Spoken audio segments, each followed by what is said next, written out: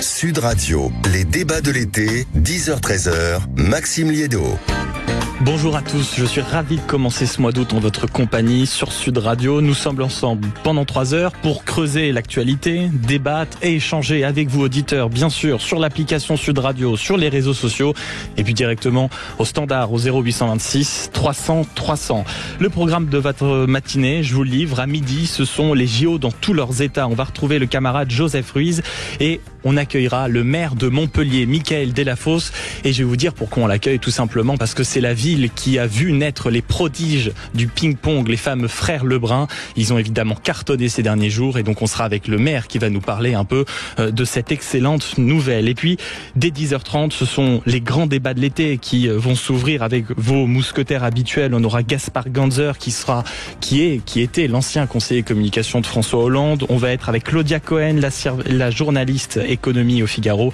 Et puis on sera avec Fanta Berete, députée sortante de la majorité, pour aborder notamment cette question: est-ce que les JO, ce qu'on voit actuellement à la télé, ce qu'on entend à la radio, ce qu'on lit dans les journaux, ce n'est pas tout simplement le reflet d'une France un peu utopiste? L'ode au drapeau français, joie d'écouter la Marseillaise et même de la chanter, la méritocratie, les journalistes enchantés de voir autant de sportifs surentraînés qui se sacrifient. Bref, est-ce que tout ça, ce n'est pas une parenthèse enchantée qu'on risque malheureusement de regretter dans quelques semaines? Mais dans un premier temps, nous allons partir au Royaume-Uni avec une attaque au couteau la semaine dernière qui a fait basculer le pays dans une atmosphère de guerre civile.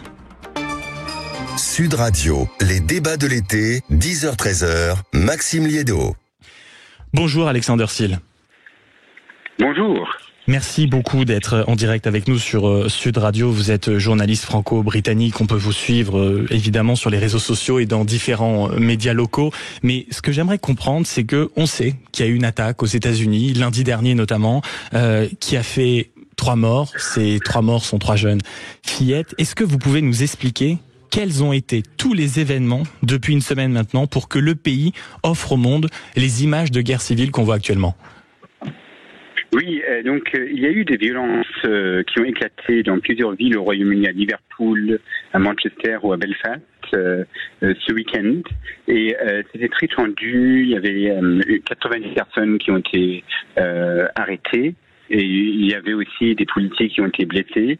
Il y a, je crois, un contexte de colère parce que après cette attaque au couteau, il y a des manifestants d'extrême droite qui ont manifesté dans une ville au sud de l'Angleterre devant un hôtel où logeaient des migrants, et ils ont cagé vraiment cet hôtel. Donc il y a vraiment un contexte de colère au Royaume-Uni en ce moment. Et en plus de ce contexte de colère, il y a eu ces derniers jours une immense fake news. J'aimerais que vous nous racontiez ça, c'est-à-dire qu'on a inventé un profil, on a inventé une nationalité sur le soi-disant agresseur de ces 3 fillettes, c'est ça ?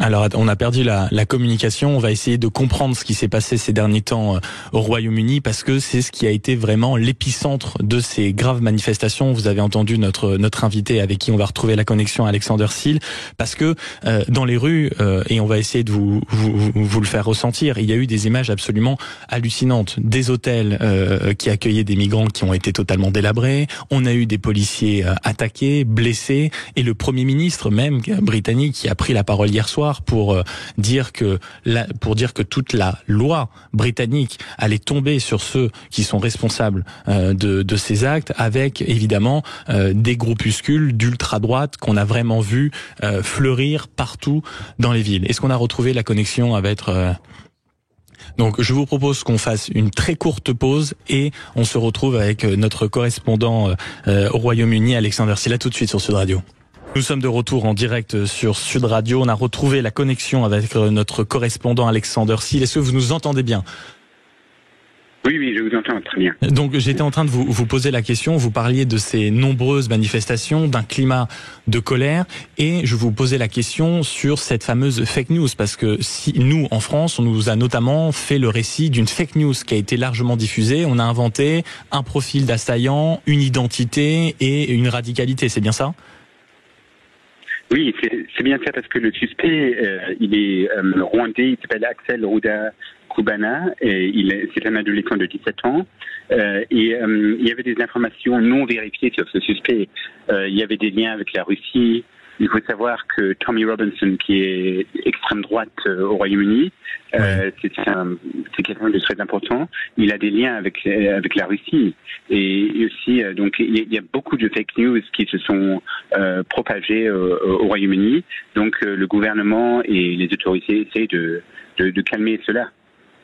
Et est-ce que vous, au milieu de ces rassemblements, vous parliez des différentes villes qui ont été assaillies, est-ce qu'il y a quand même des rassemblements spontanés de population, ou alors ce ne sont, comme ce qu'on entend partout, uniquement des groupuscules d'extrême droite qui veulent casser la ville, casser du flic et même attaquer des mosquées?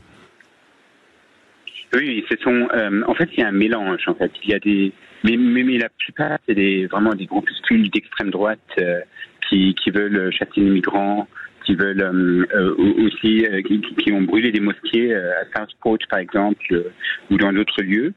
Parce qu'il faut savoir que le gouvernement travailliste a abandonné le projet d'envoyer des migrants au Rwanda. C'était les conservateurs qui ont voulu cela, et Keir Starmer, il a dit non, ça suffit, on va pas envoyer des migrants au Rwanda. Donc il y a cette colère, en fait. Et au milieu quand même de cette colère, vous parlez des mosquées incendiées, des policiers fracassés. Est-ce qu'on a une idée du nombre concret de groupuscules d'extrême droite qui défilent comme ça dans la rue? Est-ce qu'on a un nombre concret de ce danger? Non, il n'y a pas vraiment de nombre concret, parce que tous les jours, il y a des personnes qui se rassemblent dans plusieurs villes au Royaume-Uni. Et c'est très difficile pour la police de gérer ces conflits, ces émeutes. Et il faut savoir que l'ancien chef des Écossais, il a critiqué le Premier ministre parce que de ne pas envoyer des militaires dans ces villes pour protéger la population. Et est-ce que tout simplement, on va poser la question, franchement, on se parle vrai sur Sud Radio, est-ce que c'est pas tout simplement une ambiance de guerre civile que vous nous décrivez là? On peut le comparer à une ambiance de guerre civile, et on ne sait pas combien de temps ça va durer. Parce que là, ça fait quand même pratiquement une semaine. C'est ça, et c'est vraiment la première épine du Premier ministre Keir Starmer, qui a été élu il y a un mois. Et il faut savoir, en 2011, il a été le directeur des procès publics. Et à l'époque, quand il y avait des émeutes au Royaume-Uni, il a laissé ouvert les cours de justice 24 heures sur 24. Donc à voir s'il va faire la même chose maintenant pour la justice. Et il faut savoir aussi, bientôt il y a le carnaval de Notting Hill au Royaume-Uni. Et aussi, ça va être intéressant de savoir si ces émeutes vont continuer jusqu'à là. Vous parliez du Premier ministre britannique fraîchement élu. Il a pris la parole hier soir. Il a promis que toute la force de la loi britannique allait s'abattre sur les responsables. Dans la population et sur place en Angleterre, comment est ressentie, comment est perçue cette première prise de parole forte au milieu d'actes comme ça par ce Premier ministre britannique plutôt de gauche? Oui, donc en fait, il a voulu le changement, le Premier ministre britannique, et il a soutenu la police et même la ministre de l'Intérieur, Yvette Cooper. Elle a déclaré que les personnes qui vont manifester vont avoir des peines de prison, peut-être des interdictions du voyage. Donc, ils veulent vraiment lutter contre les personnes qui créent le désordre public et à voir ce soir et dans d'autres jours quelles autres villes seront impactées. Et est-ce qu'on a déjà une idée du chiffrage des dégâts? Parce qu'on parle de magasins qui sont clairement pillés, on parle de policiers blessés, on parle de rues qui sont vraiment dans des états catastrophiques. Ça rappelle l'épisode français qu'on a dramatiquement connu, nous, l'été dernier avec les émeutes. Est-ce qu'on a déjà une estimation en chiffres de ces dégâts? C'est plusieurs milliers de livres sterling, parce que oui, vous avez raison, il y a beaucoup d'hôtels qui ont été pillés, beaucoup de magasins qui ont été aussi volés. Donc c'est vraiment un contexte que le Royaume-Uni ne connaît pas vraiment, parce que il faut savoir que rares sont les manifestants au Royaume-Uni, mais là, quand il y a un contexte de colère, comme en 2011, par exemple, un homme a été tué par la police. Oui. Et c'est pour ça qu'il y avait des émeutes au Royaume-Uni en 2011. Et là, on peut le comparer à ces émeutes-là. Et donc, voilà, ça va être intéressant de voir comment. Parce qu'après, les mosquées qui ont été brûlées, il y a des personnes qui ont réparé les mosquées. Donc il y a une solidarité naturelle en Angleterre. C'est ça, absolument. La ministre de l'Intérieur, elle a promis de l'argent vers les mosquées pour plus de protection.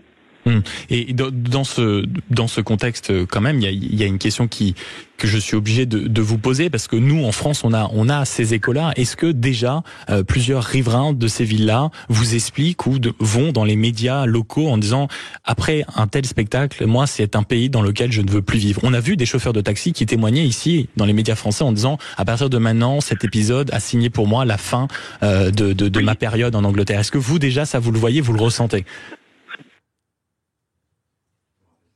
Alors attendez, alors ça, on vous a légèrement perdu. Est-ce que vous pouvez essayer de répéter la question? Est-ce qu'on va être obligé de vous rechercher sur la connexion, cher Alexander Seal?